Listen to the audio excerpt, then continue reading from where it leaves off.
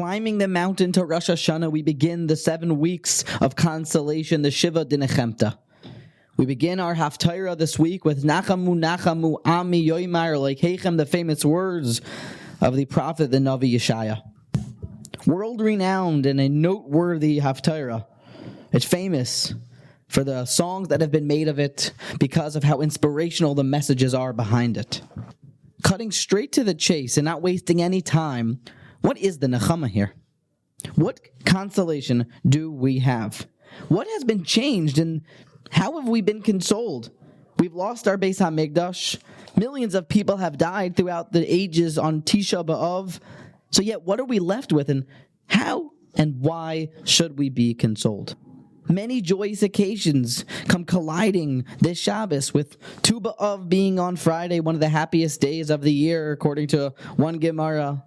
We have Shabbos Parshas Ve'eschanan with a new Kabbalas HaTorah, which brings a certain joy.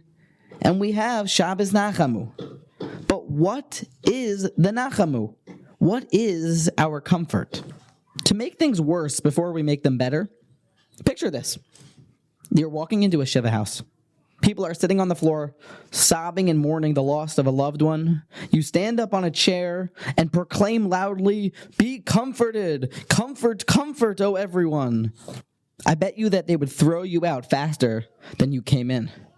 We're going to do some shades of Purim here and give a total mahapecha, a total v'nahafoich hu, a total turnover on the idea of what the basic definition of Nechama is. And it's as heard from my Rosh Hashiva, Rab Nosson Stein. Our Hashkafa Rishona, our first glance at the word Nechama and all of its underpinnings, is to place comfort, compassion, and for someone to be consoled of a loss. For someone to pick themselves off of the dirt, pick themselves off of the concrete, and keep moving forward. That's what Nechama normally means. But here we're going to say a totally new approach. What is Nechama? Nechama, in its true essence, is a new approach. Nechama is a new view. It's a way of seeing something, the same thing, completely different. That's what Nechama means, and I will prove it to you. A Gemara we know well from everyone who makes a siyum on Masechta Makos. The last Gemara there talks about what went on when the Tanoim came upon the Beis Hamikdash after the destruction. The Tanoim saw a fox running outside of the Holy of Holies.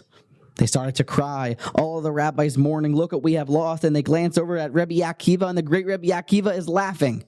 The Tanoim, bewildered with Rabbi Akiva's response, turn to him and say, "Rabbi Akiva, how could you be laughing at a time like this? What simcha do we have in this total destruction?" Rabbi Akiva answers, the famous prophecy, there must be a destruction before there's a rebuild. And achshav, and now that I have seen the destruction, I now know that the Mashiach, I know that the redemption is coming. Following this new understanding and the new way to look at this churban in front of them with a fox running from the Beis Hamikdash, they said to Rabbi Akiva, "Akiva nichamtanu." Akiva, you have given us Nechama. What Nechama is there, besides for what they have now seen differently in front of their eyes, a complete change of perspective. That's what a Nechama is. In a classic chapter of Tehillim, David HaMelech screams out in song to HaKadosh Baruch Hu, Mizmar LaDavid Hashem Royi Lo Yechzar. Be nice Deshe Yar B'Tzeini. Praise to Hashem, for I am part of his flock and I am missing nothing. I am not lacking a thing.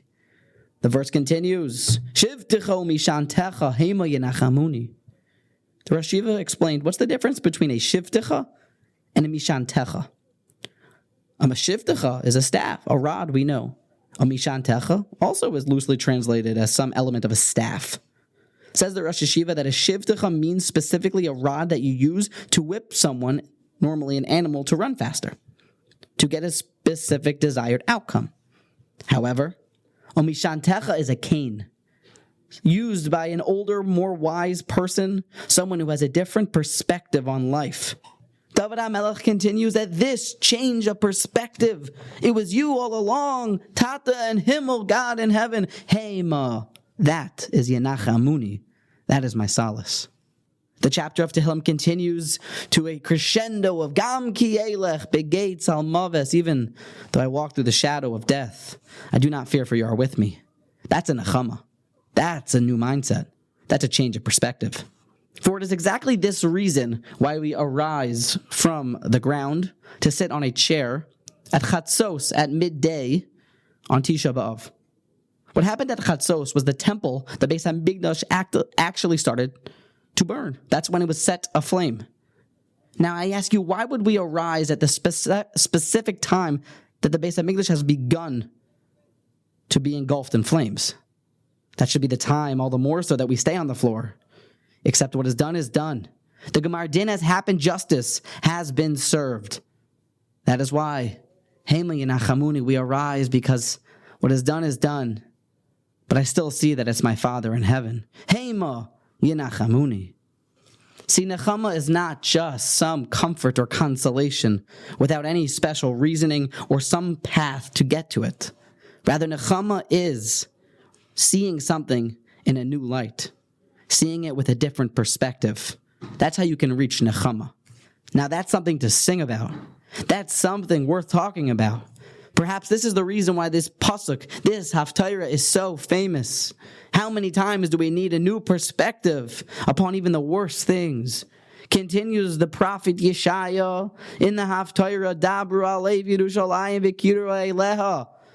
Yell it in the streets and tell everyone, yes, we have been crushed.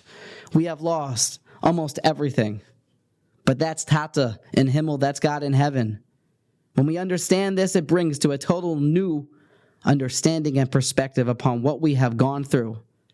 And we arise to be able to walk in the valley of shadow of death, but nothing can break us because God is with us at all times in all places. That's a Nechama.